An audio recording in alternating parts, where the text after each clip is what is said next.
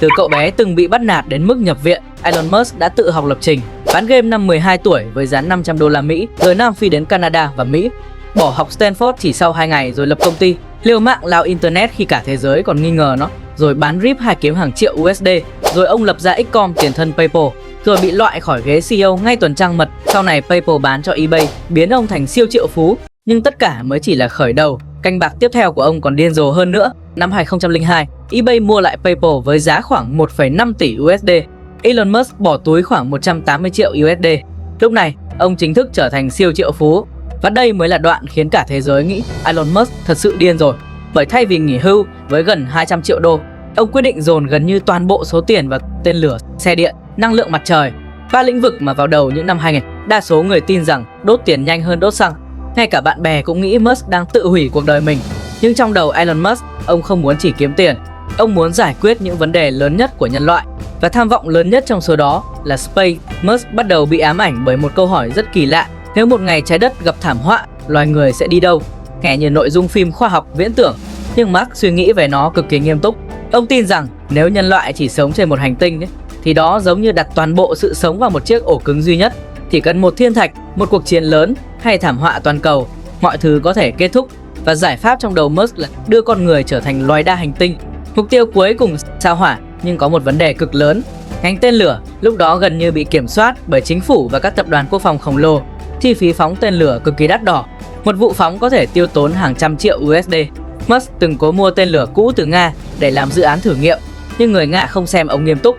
Có câu chuyện kể rằng họ gần như cười vào mặt Musk trong các buổi đàm phán. Và đó là khoảnh khắc rất Elon Musk. Thay vì bỏ cuộc, ông quyết định tự xây tên lửa luôn. Nghe hoàn toàn điên rồ, giống như ai đó bị từ chối bán máy bay rồi quyết định tự mở hãng hàng không và chế tạo động cơ luôn vậy. Nhưng đó chính xác là điều Musk làm. Cuối năm 2002, ông thành lập Space. Mục tiêu không chỉ là làm tên lửa mà là giảm mạnh chi phí du hành vũ trụ để một ngày con người có thể xây thành phố trên sao Hỏa. Nghe như viễn tưởng. Ngay cả nhiều kỹ sư hàng đầu lúc đó cũng nghĩ ông này bị hoang tưởng rồi. Bởi ngành tên lửa là một trong những lĩnh vực khó nhất thế giới. Thì một lỗi nhỏ, mọi thứ sẽ nổ tung. Và đúng thật, những ngày đầu của Space cực kỳ hỗn loạn. Musk tuyển hàng loạt kỹ sư trẻ, làm việc điên cuồng, ép tiến độ khủng khiếp. Nhiều người mô tả môi trường ở Space giống như là địa ngục dành cho thiên tài. Làm việc gần như không có khái niệm ngày đêm, áp lực cực lớn. Nhưng Musk tin rằng nếu không làm nhanh, Space sẽ chết trước khi kịp thành công.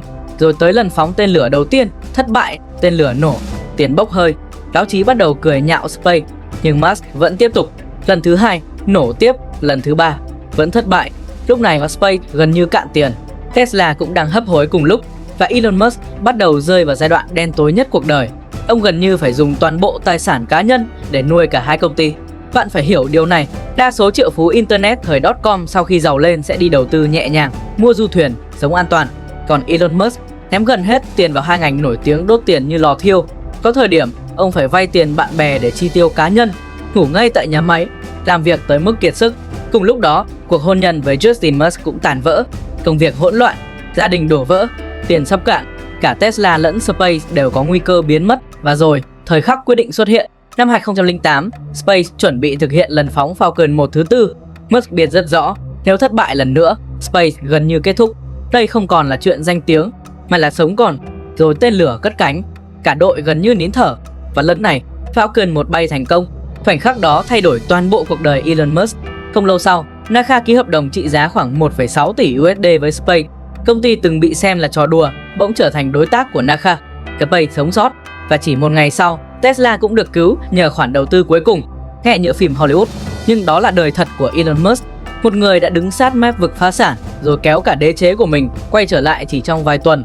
Sau khi thoát chết trong gang tấc, đa số người sẽ rút kinh nghiệm, đi chậm hơn, an toàn hơn. Elon Musk thì ngược lại, ông bắt đầu tăng tốc mạnh hơn bao giờ hết. Tại Tesla, Musk muốn làm điều mà cả ngành ô tô từng cho là bất khả thi, biến xe điện thành thứ người ta khao khát sở hữu. Trước Tesla, xe điện có hình ảnh rất tệ, chậm, xấu, nhàm chán, giống đồ chơi bảo vệ môi trường hơn là xe thật. Nhưng Musk nhìn thấy một cơ hội lớn. Ông không muốn tạo chiếc xe điện tạm được. Ông muốn tạo chiếc xe khiến cả thế giới phải nói xe điện còn ngầu hơn xe xăng. Và rồi Model S xuất hiện. Chiếc xe tăng tốc nhanh tới mức khiến nhiều siêu xe phải bất ngờ. Màn hình lớn như phim khoa học viễn tưởng.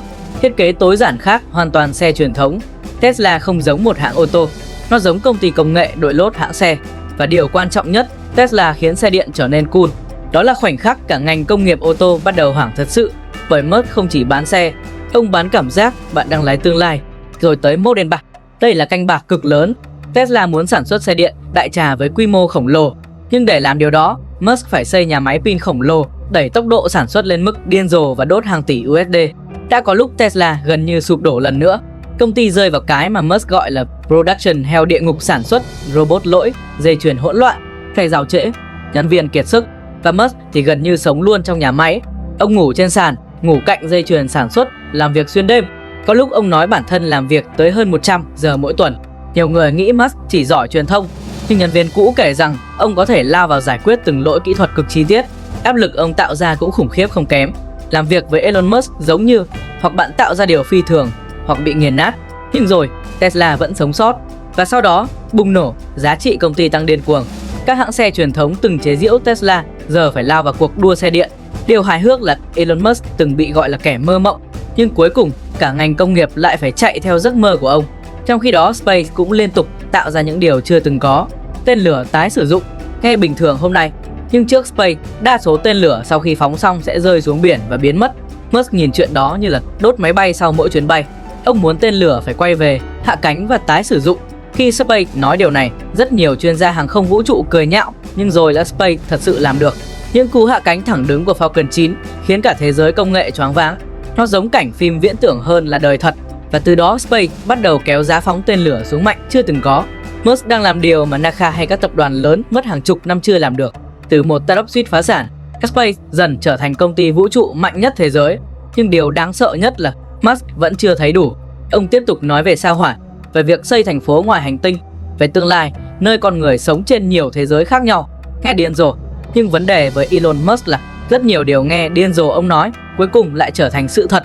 Sau tất cả những cú thoát chết, Elon Musk dần trở thành biểu tượng lớn nhất của giới công nghệ hiện đại.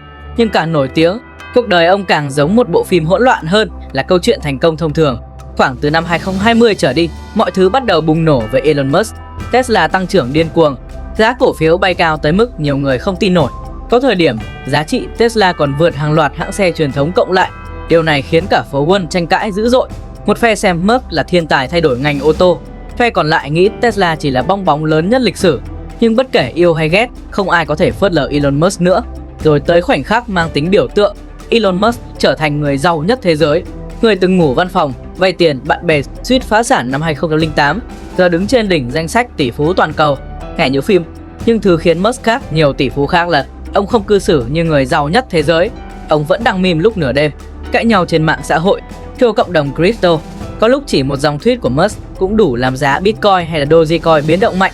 Ông giống sự pha trộn kỳ lạ giữa CEO, kỹ sư, người nổi tiếng và một cư dân Internet chính hiệu. Rồi tới năm 2022, Musk lại làm điều mà cả thế giới nghĩ không thể nào ông ấy làm thật đâu. Ông lại lao vào một lĩnh vực hoàn toàn mới, nơi ông chưa từng thật sự thuộc về nhiều chuyên gia gọi đây là thương vụ điên rồ nhất lịch sử công nghệ. The like, đăng ký ủng hộ kênh, bật thông báo để cùng đón chờ xem Elon Musk làm nó hỗn loạn ra sao và thương vụ đó là gì nhé.